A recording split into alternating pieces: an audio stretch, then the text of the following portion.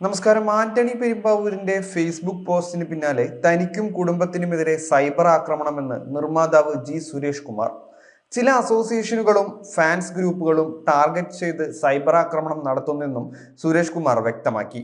സംയുക്ത യോഗത്തിലെ തീരുമാനമാണ് വാർത്താ സമ്മേളനത്തിൽ പറഞ്ഞത്. സമരപ്രഖ്യാപനം യോഗത്തിലെടുത്ത തീരുമാനമാണ്. പറഞ്ഞതിൽ ഉറച്ചു നിൽക്കുന്നു.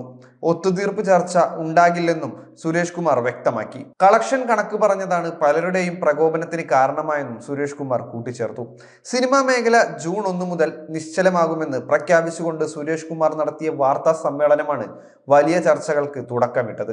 സംഘടനയിൽ ചർച്ച ചെയ്തെടുത്ത തീരുമാനമാണ് സുരേഷ് കുമാർ വാർത്താ സമ്മേളനത്തിൽ പറഞ്ഞത്.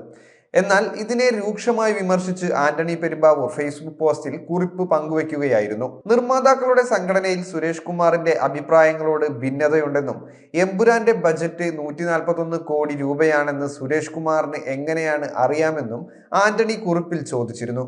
ഇതിന് പിന്നാലെ ഈ പോസ്റ്റിന് പിന്തുണ നൽകി നടന്മാരായ മോഹൻലാലും ടൊവിനോ തോമസും പൃഥ്വിരാജും രംഗത്തെത്തിയിരുന്നു.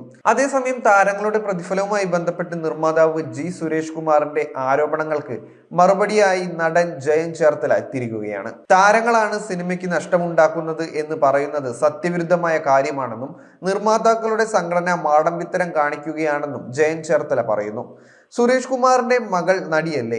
അവർ കോടികൾ മേടിച്ചാണല്ലോ അഭിനയിക്കുന്നത്. ഇന്നുവരെ 1 രൂപ കുറച്ച് അവർ ഒരു സിനിമ ചെയ്തതായിട്ട് നമ്മുടെ അറിവിലില്ലല്ലോ എന്നും ജയൻ ചേർത്തല ചോദിച്ചു.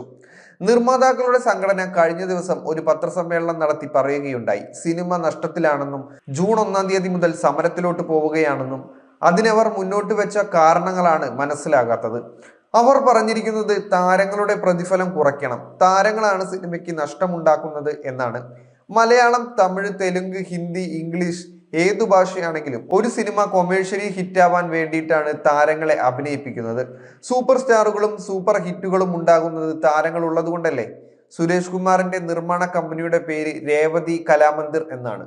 നിർമ്മാതാവിന്റെ പേരായി അദ്ദേഹം വെക്കുന്നത് മേനക സുരേഷ് കുമാർ എന്നാണ്. മേനക ചേച്ചി നടിയായിരുന്നല്ലോ. ചേച്ചി അമ്മയുടെ മെമ്പറുമാണ്. അതുകൊണ്ട് ചേച്ചിയെ കുറ്റപ്പെടുത്താനും പോകുന്നില്ല. അദ്ദേഹം അത് ആലോചിച്ചിട്ട് വേണമായിരുന്നു സംസാരിക്കാൻ.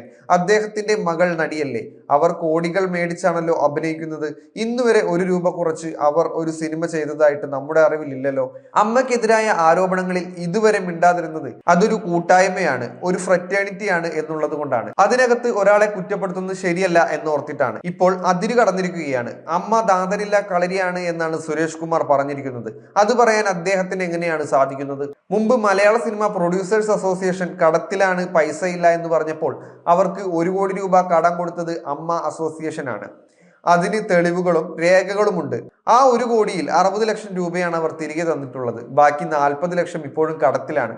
കഴിഞ്ഞ വർഷം അവർ കടത്തിലാണ് എന്ന് പറഞ്ഞപ്പോൾ താരങ്ങളെ വെച്ച് ഷോ ചെയ്യാമെന്ന് അവർ അമ്മയോട് ആവശ്യപ്പെട്ടിരുന്നു.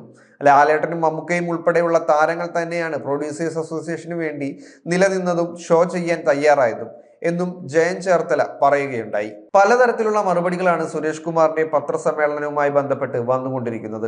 ഇനിയും ചൂടേറിയ വാർത്തകൾ ഇതേ സംബന്ധിച്ച് വരുമെന്ന് പ്രതീക്ഷിക്കും. പലതരത്തിലുള്ള മറുപടികളാണ് ജി സുരേഷ് കുമാറിന്റെ പത്രസമ്മേളനവുമായി ബന്ധപ്പെട്ട് വന്നുകൊണ്ടിരിക്കുന്നത്.